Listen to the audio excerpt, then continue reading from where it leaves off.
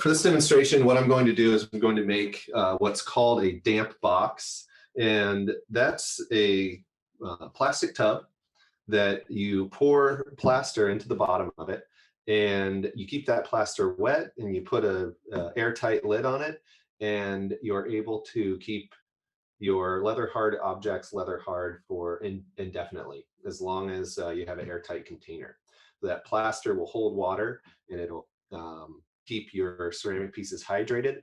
And it's a great thing to have when you're mold making or using molds to make work, because you can cast or produce objects from your molds, take them out of your molds and put them in your damp box and keep them leather hard. So then you can come in at another time for a work session where you can work on those pieces. It also works for wheel thrown pieces or anything that you've made out of clay. You can keep in that damp box. You can make them any size you want. Sometimes studios have damp boxes that are full refrigerators. They'll put big chunks of plaster in the refrigerator and keep those chunks of plaster wet, and you can put large objects in there and they'll stay leather hard as long as the humidity in that refrigerator stays the same. So it's a really great thing to have when you're working with clay, and it's a great way to practice mixing plaster before you go to mix plaster for your mold, because it's pretty low stakes. It's kind of hard to make a mistake when you're doing this, and if you do, it's easy to recover from. So I would suggest that if you haven't mixed plaster for ceramics before, for clay molds, that you make yourself a damp box, and that'll be something that you'll be able to use when you're working in the studio for as long as you hold on to it, and it'll give you a good experience on mixing and pouring plaster.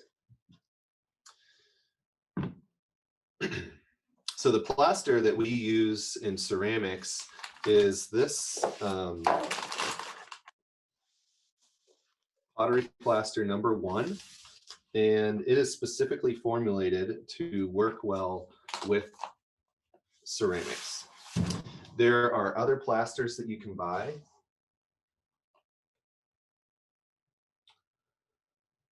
You can buy, plaster of Paris or plaster strips that are mixed with gauze. And those are great for sculptural applications, but for ceramics, we want to make sure that we use this pottery #1 plaster. It's produced by a company called USG, US Gypsum. And so we have our pottery plaster. Another thing that you'll need when you're making molds is this mold release. The most affordable and mold release to use is this Murphy's oil soap that's used for cleaning hardwood floors. And we just cut it with water, a 1-to-1. So this is my container that has 50% water and 50% Murphy's oil soap in it. And this is used to make sure that your plaster doesn't stick to anything. So it'll help keep plaster from sticking to your prototype that you're making a mold of, your cottle boards. It also will keep the plaster from sticking to itself when you're making multiple part molds, or if your prototype is plaster.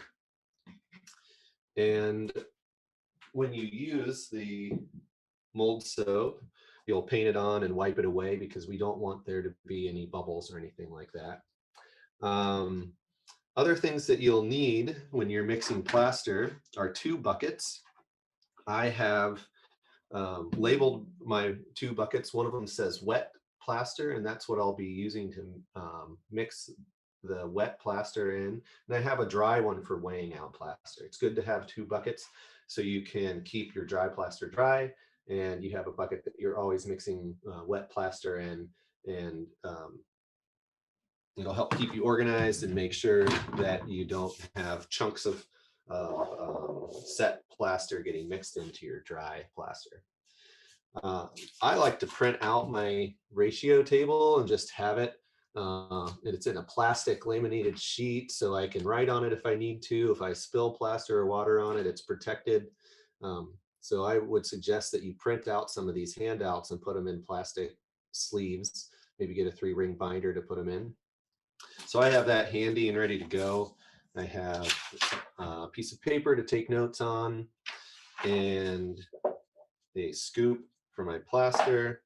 Also have a measuring device because we need to figure out how much plaster we're going to need to use, and we'll need to find out the volume of the container that we're pouring into, whether we're making a mold or we're making a damp box.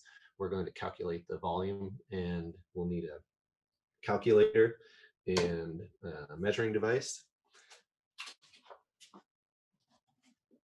I actually have a old school solar calculator here, so I don't have to worry about getting plaster all over my phone. You can have one of those handy. I have water and a sponge for cleanup. I have some extra clay around if I need to fill in cracks in my cottles or around my object when I'm making a mold. I also have some room temperature water here that I'll be using for to mix my plaster. So, is there anything else? Oh yeah, we need a scale. So I have a digital scale here that weighs up to 6 pounds, which should be enough for the amount of plaster I'm going to mix. And sometimes when I'm making a mold, I like to wear a headlamp. I won't need it today, but when you're making a mold and you have cottle boards, and you're trying to see down in to this small space and clean it up and get it ready to pour plaster, sometimes it helps to have a extra light source, because when you've got your head over top of those cottle boards, you're actually blocking the light that's above you. So if you have a headlamp, and it's always fun to wear a headlamp. What else? I typically will wear gloves when I'm mixing plaster, especially if you're going to be mixing a bunch of plaster. Maybe you're making a multi-part mold and you might be mixing plaster a couple times in one day. It can really dry out your skin. So I like to have some rubber gloves handy as well. And what else? Oh yeah, you're going to need your respirator, because plaster is a dry powder and it's something that we don't want to be breathing in. So you'll need a dust mask or a respirator. I have my 3M respirator with P100 filters on there. Anything N95 to P100 will be appropriate for the plaster particles. So let's see, if we look at our plaster mixing for clay molds handout, one of the first things, the very first thing on the list is no plaster in the sink. So plaster, we mix it with water and it gets hard. So you can imagine if you pour plaster, say you have some excess plaster in your bucket and you pour it in the sink, you're essentially just going to clog up the drains. So in the mold making area, we have extra bucket of water that's just for you to clean out your plaster bucket and clean off your plaster tools and clean off your hands. So you always want to use that bucket to do your cleaning and not go to the sink with a bucket full of wet plaster to rinse it out. So we just want to make sure we're not putting any plaster in the sink ever. We have a very specific ratio of plaster to water. So what I'll do is I want to find out how much plaster I need to mix up the plaster for this damp box. On the plaster ratio sheet, it has a formula for finding the volume and then dividing that by 80 to find out how many quarts of water you need. And so we'll go through that process right now and find out how many we need for this. So when you're making a damp box, you need about 1.5 inches of plaster in the bottom of your damp box. And 1.5 inches of plaster is your typical thickness that you need for any mold that you're making. We don't ever want the plaster to be thinner than that when we're making a mold for clay objects, because we want it to be strong enough and we want the plaster to be able to pull the moisture out of the clay. If we have less than 1.5 inches, that plaster will get really saturated very quickly and it won't be able to pull the moisture out. So we want 1.5 inches in the bottom of this to be able to hold enough water to keep our pieces leather hard. So we'll measure the length, and we have 14 inches. And then the width is, or depth is 9.5. And then we know that we want that to be 1.5 inches deep. So I've already crunched my numbers here, and it looks like those dimensions multiplied together is 199.5. What we do is we just take that number, we divide it by 80, and then that number that we get when we divide it by 80 equals the amount of water that we'll need in quarts. So when I divide 199.5 by 80, I get 2.5. That's how many quarts of water we'll need. And then I just go to my plaster ratio chart here, and I find 2.5 quarts, and it tells me how much water I need right there, and how much plaster I need as well. So instead of measuring the water by volume, I'm going to measure it by weight by using that plaster ratio chart. So the measurements that I came up with tell me that I need 2,365 grams of water. So I'll take my wet plaster bucket and put it on the scale here.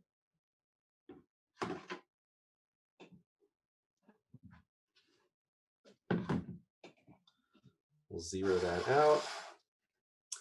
I'll take my water. When mixing plaster, the time that it takes the plaster to set is based on the temperature of your water. We typically want the plaster to set in a specific amount of time. So we always try to use room temperature water. So water that's about 72 degrees will give us the appropriate amount of time for all those plaster particles to get saturated, and which will make the plaster the right consistency for us. If you use water that's too hot, the plaster will set up too fast, and it might not have time to get saturated with all that water, which will make the plaster weak, or the consistency won't be right. If you use really cold water, it could take a really long time for it to set up, and then you're just stuck mixing plaster for a really long time, and there's no need for that. So we want to try to use 72-degree water. And I'm going to weigh out 2,365 grams.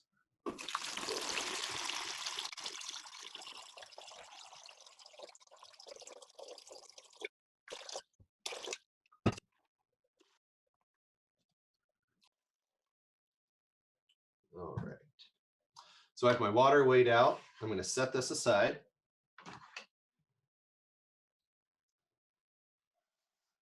And then I'll weigh out my plaster.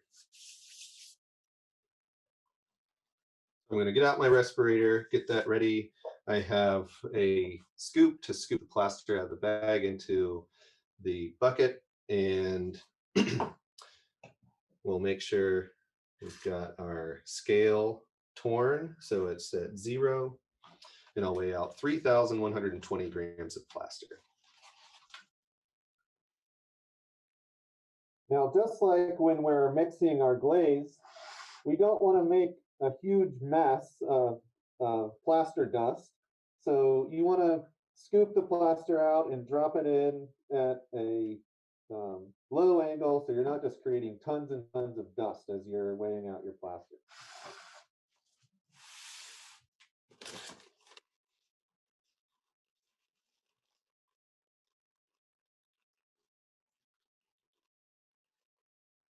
We also want to make sure that the plaster is nice and powdery and that it's not chunky or stiff. And so as I pour plaster into this bucket, I'm going to be breaking it up with my hands, pouring it over my hand to keep it from, to make sure that it's all broken up and will mix up well.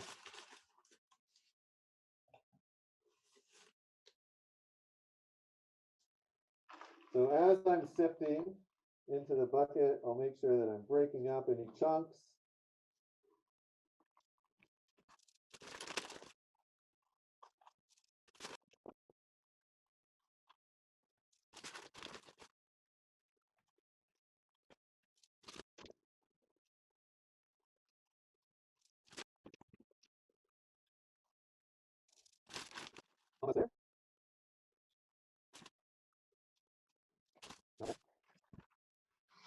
So an important thing that I didn't mention is that when you are choosing your buckets to mix plaster in, you want to make sure that you have a bucket that's at least twice the size of the amount of water that you need. That's because when we add the plaster, it's going to increase in volume and we need to mix the plaster. So you need to have enough space. Um, Therefore, I need 2.5 quarts. So I want to make sure that I have a bucket that's at least 5 quarts or more to mix my plaster in. Now that I've weighed out this plaster, I'm ready to add it to the water. I want to make sure that there aren't any big chunks in here. Again, I'm continually kind of breaking up the plaster, making sure it feels all right. Anytime I do encounter something, I'm going to break that. All right, so we're ready to add our plaster to our water. Some things to keep in mind. When you add the plaster to the water, you always want to add plaster to water, not the other way around. And we want to make sure that we add it relatively consistently and quickly, because once the plaster is in the water, it'll slowly start to set up. But that setting up, which is a chemical reaction, doesn't actually start to happen until you start mixing. So we're going to pour the plaster in. We're going to let it slake for 1 to 3 minutes. And then we'll start to mix. And once we start mixing, we can't stop mixing until we're ready to pour, which is usually about 7 minutes.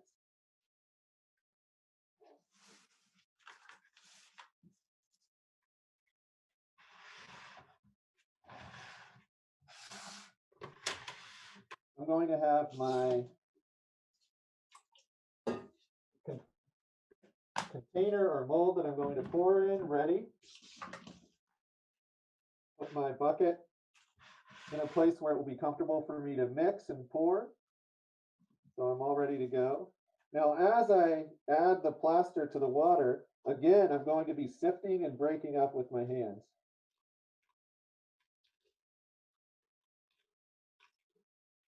Really important that you wear your respirator at this point, because usually when you're adding plaster, your face is right above the bucket.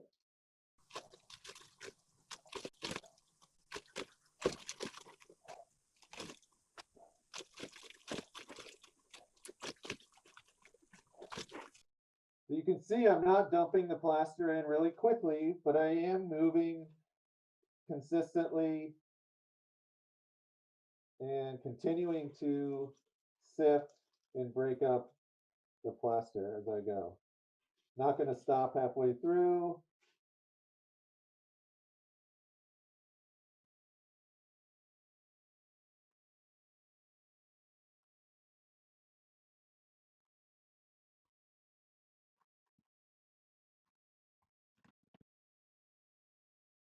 I'm going to knock this plaster down just a little bit, get the dust off of my hands.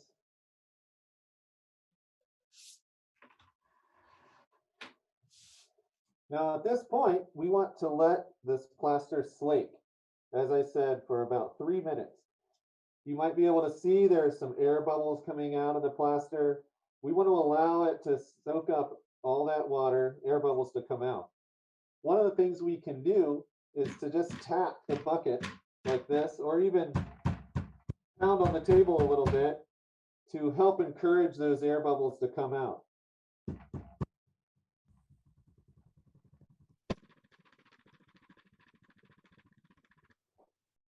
Once you have put all of the dry plaster into the water and the dust has settled, you're no longer in danger of breathing the plaster dust because it's in the water. So you're able to remove your dust mask at this point. So what I like to do while the plaster is slaking is to check my mold, or check the thing that I'm going to be pouring the plaster in, just one last time to make sure that everything is the way that I want it to be. So if this was a mold and I had an object like halfway submerged in clay, I'd come back over here and I'd just check everything out. Maybe even I would add one more layer of my mold soap to the object. So I'll do that right now. Typically, you don't need to mold soap a damp box because you want the plaster to stay in there forever. But maybe you want to be able to remove that plaster at some time and use this tote for something else. If you put a little bit of mold soap in there, it'll be a lot easier for you to remove it. So when you're applying mold soap, just want to brush it on to every surface.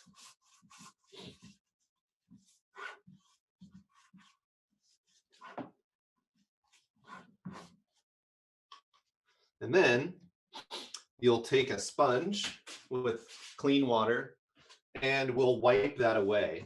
You might be able to see there are a bunch of little tiny bubbles.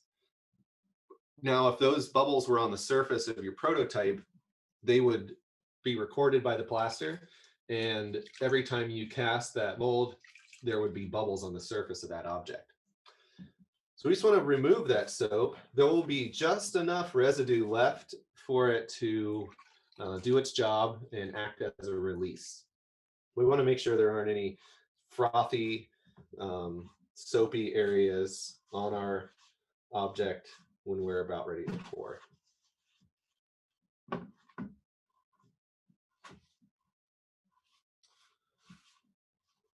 We'll just remove that. It's been 3 minutes, just right. So I'm going to start mixing. So once I start mixing, I'm not going to stop. It's really important that you mix continuously while you're mixing plaster. The mixing process is essentially saturating all those plaster particles. And if they don't get saturated, they won't hold on to the water. If you just mix a little bit, say you mix for a few minutes, and then you stop mixing and just wait for your 7 minutes, your plaster might look okay, but it might be hard to pour. It might set up because plaster is what we call thixotropic, which means that when it's at rest, it turns into a gel or it starts to set and become less liquid. So if you stop mixing, it might set up even quicker than you want it to. We also want to just make sure, as I've said before, that all those plaster particles get as saturated as they can. Because what's happening is the water and the plaster are making a chemical reaction.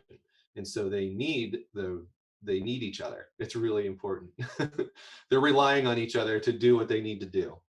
And we don't want to deprive them of that, right? So we're in this together here. And our job is to continually mix for at least 7 minutes. And as I'm mixing, I'm dragging my hand along the bottom of the bucket. I'm making sure that my fingers go into the corners of this bucket.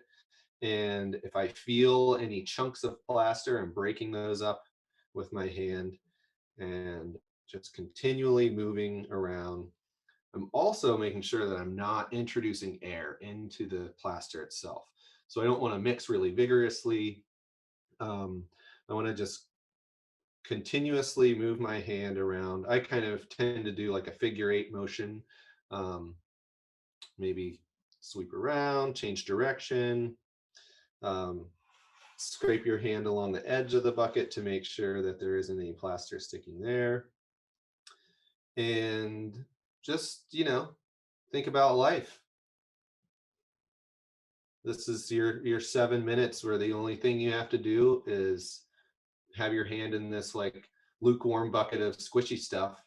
So take advantage of that moment. Meditate a little bit.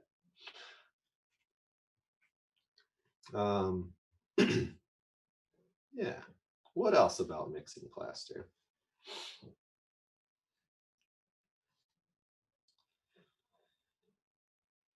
The 7 minutes is a guideline. It totally depends on the amount of, or the temperature of the water that you're using and the age of your plaster. So the longer plaster is sat around, the more ambient the more ambient moisture it's picked up from the air, depending on the humidity and stuff. So plaster that you bought 6 months ago may set a little faster than plaster that is fresh. So what I don't typically set a timer and then just pour the plaster at exactly 7 minutes. I pay attention to the material and pour the plaster when the plaster is ready. The first few times you mix plaster, I would definitely recommend that you have a clock that you can watch so you know how much time has passed. Um, but after you mix plaster enough times, you'll start to gain a material knowledge and understand when it's time to pour. And the way that I judge that is I pay attention to how the plaster is feeling. It'll start to get thicker as we mix. And right now, if you're able to kind of see how this plaster is moving around in this bucket, it's pretty liquid. It's about the consistency of a glaze. It's about heavy cream consistency. As we approach that 7 minute mark, it will start to become thicker. And there's a finger tracing technique that we can use that will tell us when it's ready to pour. So right now, when I draw my finger through the surface, it heals over and it's a flat liquid surface still. Um, as soon as you draw your finger through and you see a little bit of a line stay there, that means it's ready to pour. You want to pour immediately once you see that happen. So I've been mixing for 5 minutes. So I have about 2 more minutes to go.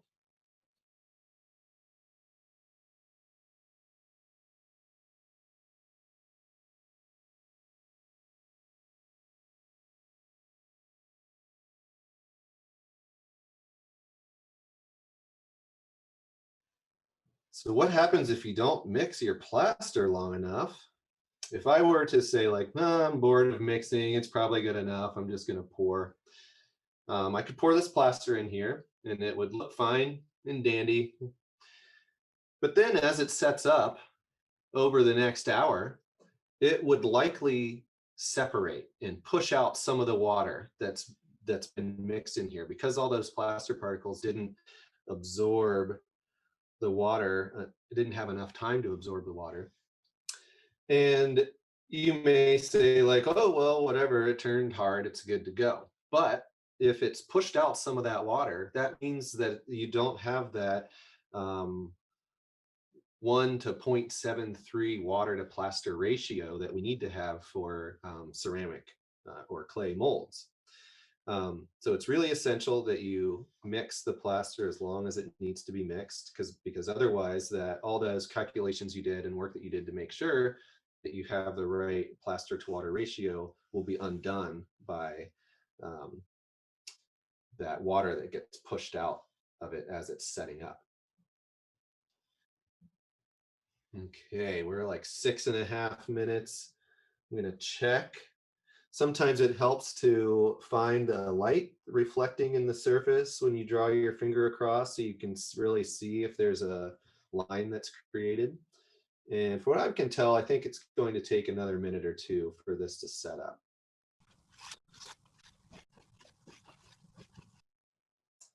This pottery plaster is really amazing in its ability to record textures. Um, if I have a super highly detailed object that I'm making a mold of, I may want to put a little bit of plaster right now that I'm at like 6.5 minutes or so. I might want to put a little bit of that plaster onto the surface to record some of that texture while it's still really liquid. And then mix for another 30 seconds or so and pour the rest of the plaster on.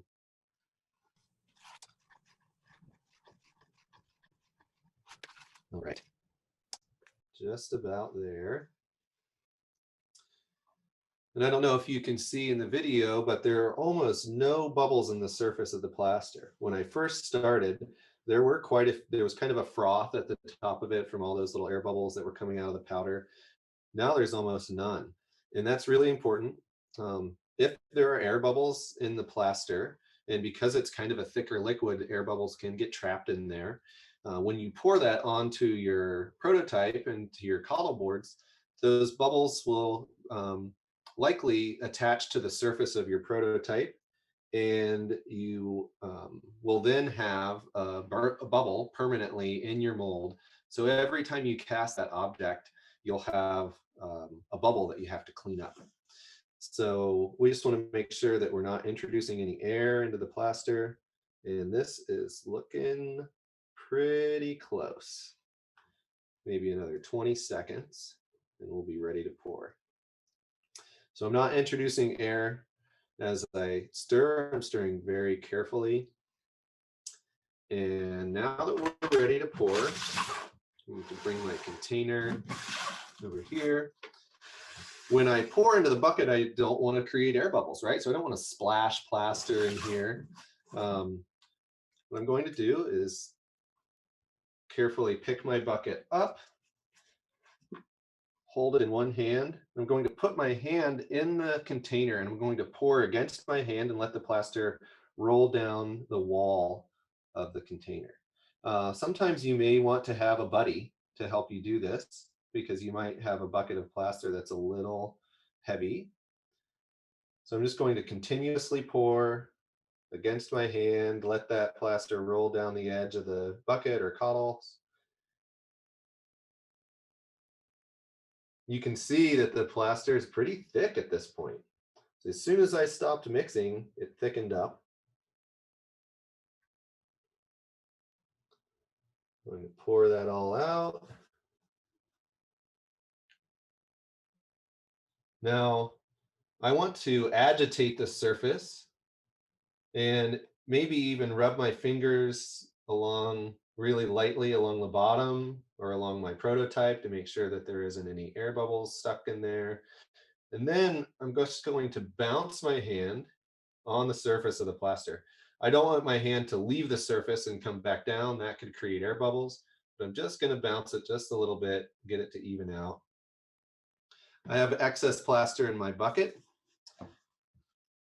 There are two things you can do with that. You can leave it in there and let it get hard and break it out, or you can take it to the bucket of water that's in the plaster area and rinse it out right away.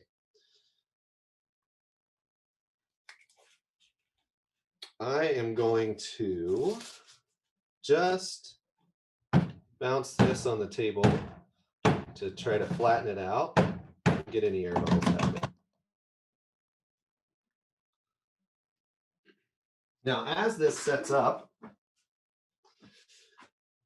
which to completely set, it will need about 45 minutes. And as this sets up, what I'll do is smooth this out a little bit. So what's happening right now is the plaster and the water have created a chemical reaction. That chemical reaction is making the plaster set and get hard. So it's not drying, it's just setting up. It's similar to concrete or cement, where you mix water with it, it sets and gets hard, even though it's still completely saturated with water. As it's setting, you can manipulate it. You can smooth it out, you can carve into it. You probably have 15 minutes or so of time where it's going from being this like thick sludge into a hard material. And similar to clay, as it's drying, you can kind of get away with different things, right? When it's leather hard, you can carve into it or smooth it differently than when it's soft. So plaster is the same way. You can manipulate it and work with it as it's setting up. In this instance, I want this to just be a super smooth surface that when I put my clay objects in there, they're not getting messed up by some weird textures or something on the surface here. So I'll wait a few minutes for it to set, and then I'll come in with a rib and I'll just smooth that surface out so it's like glass in there. Plaster is a great material. You can use it just for sculptural purposes. You can make objects out of it that you then make molds of. And so I would encourage you to play around with the material. Mix up some plaster. You know, you can even just pour it out on the table and have some ribs that you just like pile it up and play with it as it's setting. And yeah, it can be really interesting material to play around with. So let me grab a rib. This is just starting to get to a point where it can be smoothed out, I think. And I'll just carefully, lightly draw the rib across the surface and get rid of any bumps or anything that might mar the surface of my clay objects.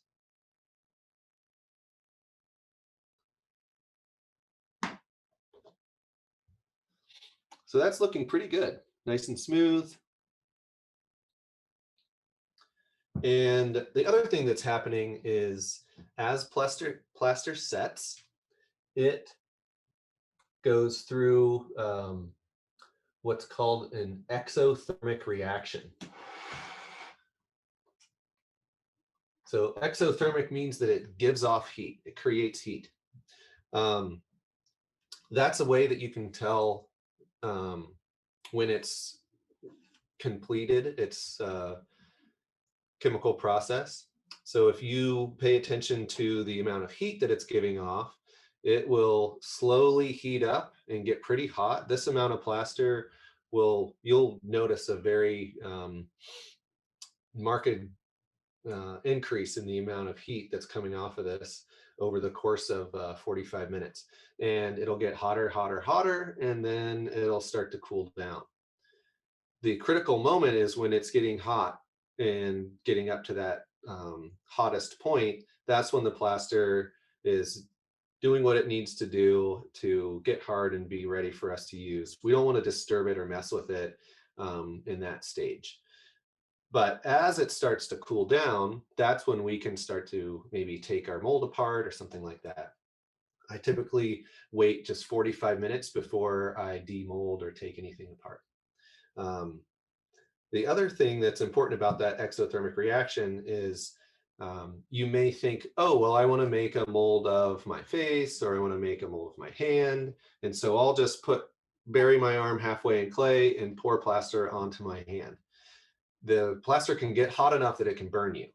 So you never want to make a mold directly of a body part or something like that. You also want to be conscious of that heating up. Sometimes if you have a prototype that is a soft wax or something like that, it could melt that object. It could destroy your whole mold because the wax soaks into the plaster and then the plaster can't absorb the water. So you just want to be mindful of that and think about what might happen if you heat up the object that you're making a mold of. I'm going to come in as this is setting up and just clean up that edge. So you can see that I'm able to just like scrape some of that plaster off. Now for the stamp box, once the plaster has set and done its trick, I'm just going to put my lid on it and keep it as wet as I can. I can set objects in there. Maybe I can even get a really thin piece of foam to place in there to keep my objects from getting a flat spot on them. And if it starts to dry out at all, I can just pour some more water on the plaster and it'll absorb it. If you're making a mold, once you have finished and you've taken your coddle boards off, or you've demolded your object, you then want to let that plaster dry so you can use it with clay. It can take anywhere from 2 days to a week for your plaster to dry and be ready for you to make objects out of it. And so we have to be kind of thinking ahead and plan our mold making well before we need to actually have objects out of the mold.